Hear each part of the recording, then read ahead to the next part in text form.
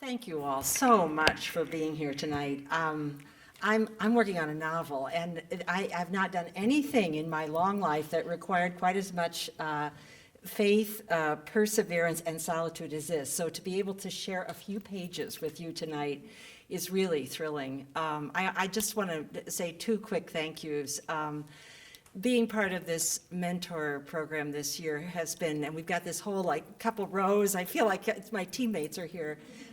It's just provided this wonderful, wonderful community of word geeks, fellow word geeks, creative, generous, talented people. And that's, for those of us who are still trying to figure out, have we got something here, it's just been an incredible gift, along with the talents of, and the wisdom of writers like Sherry Quan Lee, who's going to read after me. And I have to put in a word about Sherry Fernandez-Williams, who's a wonderful, wonderful writer. And, it's sort of a combination confessor, house mother, big sister. I mean, she's been so generous and helpful in so many ways, so, and including tonight. So thank you, Sherry.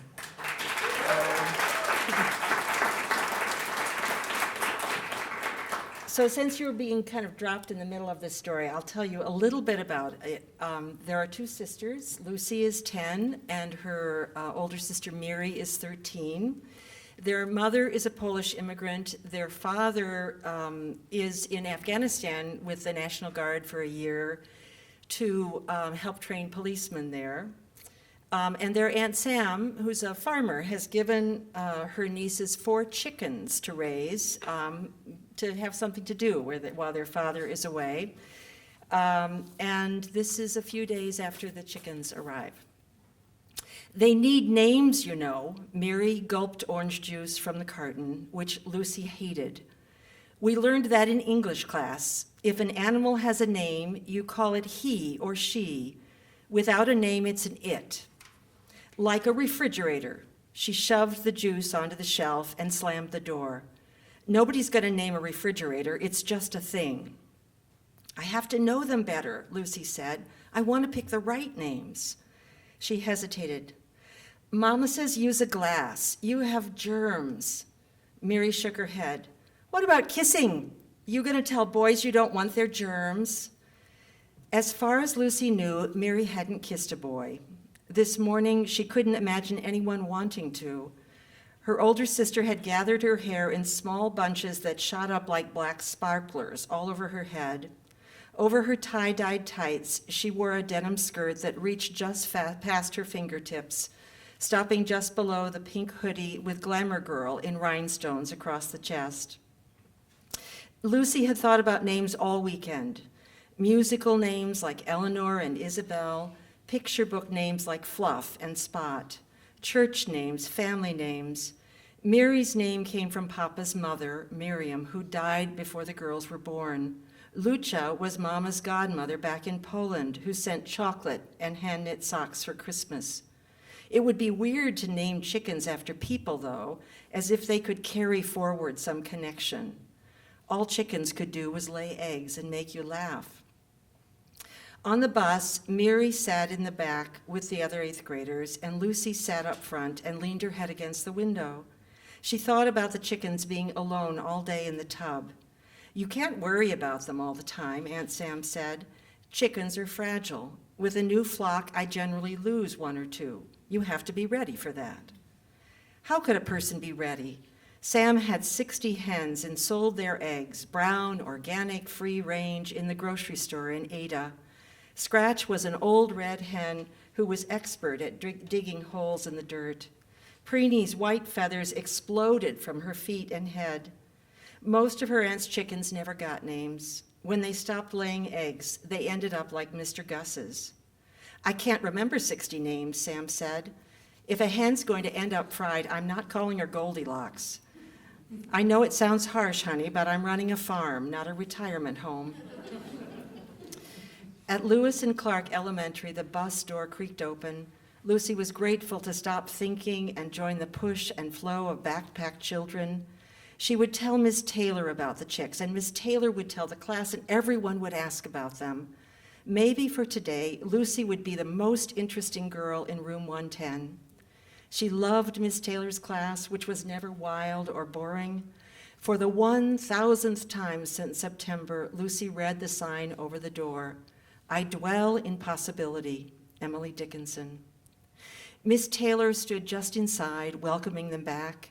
She was a slender, tall, light-footed woman with black glasses framing darting gray eyes, a constellation of freckles across her nose, and long chestnut hair braided loosely in back. As usual, she wore black slacks, clogs, t-shirt, and a long, swirling purple jacket that she stuck in a drawer whenever lessons got messy. On the bulletin board hung a photo from a fancy restaurant in Minneapolis, a younger, heavier Miss Taylor in a white chef's coat standing beside a vast black stove. Lucy was sure that Miss Taylor's food did not sit flat and ordinary on a plate, but spit and sizzled, making diners lean back and say, "Ah." On Mondays, Miss Taylor took care to call her students back from the weekend, 2 days that flung her fifth graders off to swimming lessons and video games, visits to fathers or food shelves or shopping malls, to Sunday school lessons, pizza nights, apartments where electricity was turned off or ovens turned on for extra heat. "Get settled, then take out your notebooks," she told them. "Think about a smell, bread, Christmas trees, anything you want. Close your eyes, let the smell come powerfully into your mind. When you're ready, you'll write for 5 minutes. Ready? Begin." Lucy wrote eagerly. "Chicks smell funny, like wet paper and cornbread, pea and feathers, warm and small and soft and sour. You probably think something can't smell small, but my aunt has hens and they smell different, like dust and grain and dirty straw. The same is true with people. Babies smell like milk and baby powder. Kids smell like candy or apples unless they play sports, and then they smell sweaty. My mom smells like onions and peppermint soap and babies. My dad smells like coffee and shaving cream and sometimes cigarettes because his partner smokes. My chicks just came Friday, so I don't know yet if they smell different or the same." "All right, finish your sentence. Close your notebooks," said Miss Taylor. "Anyone want to share?" Ifra raised her hand. Of the 6 Somali kids in room 110, she was the most talkative.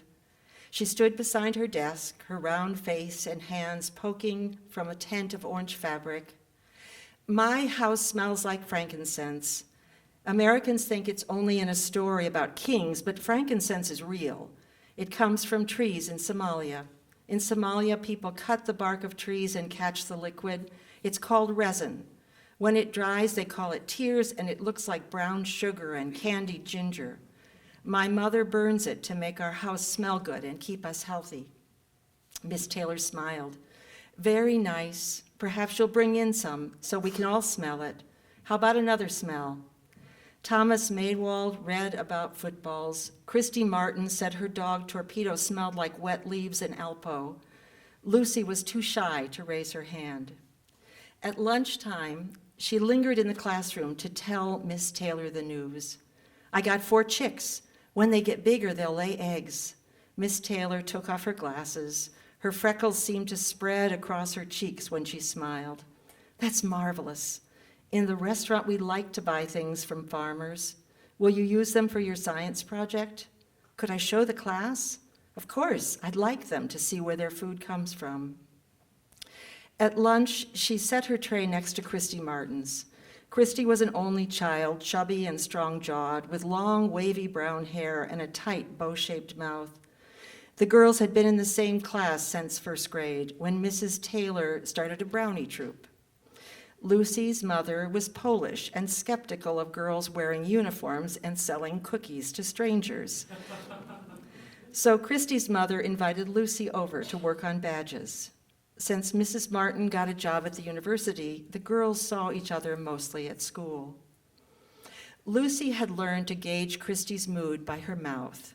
If the corners turned up, they could talk. If it was locked tight, it was better to be quiet. Lucy was chewing, so it was hard to tell. "My chickens came," Lucy said. "Miss Taylor says I can use them for my science project." Christy took a French fry from Lucy's tray and poked it in the ketchup on her own. Why? Chickens don't do anything.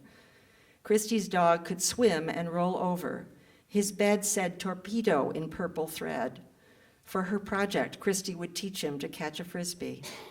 Chicks change every day. Now they're like tennis balls. By fall, they'll weigh 5 pounds and they'll lay an egg every day. Christy's small mouth yawned. That's because they're chickens, not because of you.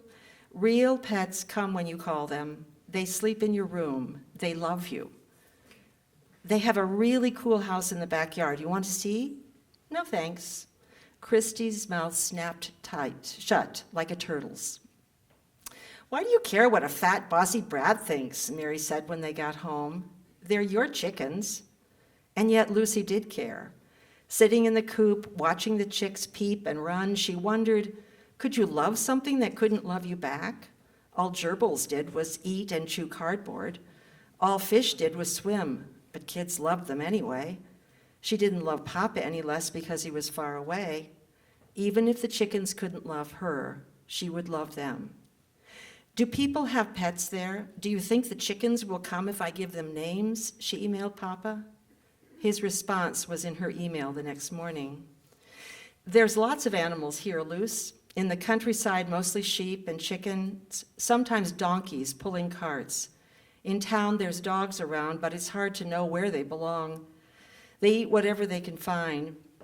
One of our guys gave beef jerky to a dog, and she trots up whenever she sees him. Anybody's grateful for food and attention. I don't know whether the chickens will come if you call their names. Names are how we know a thing.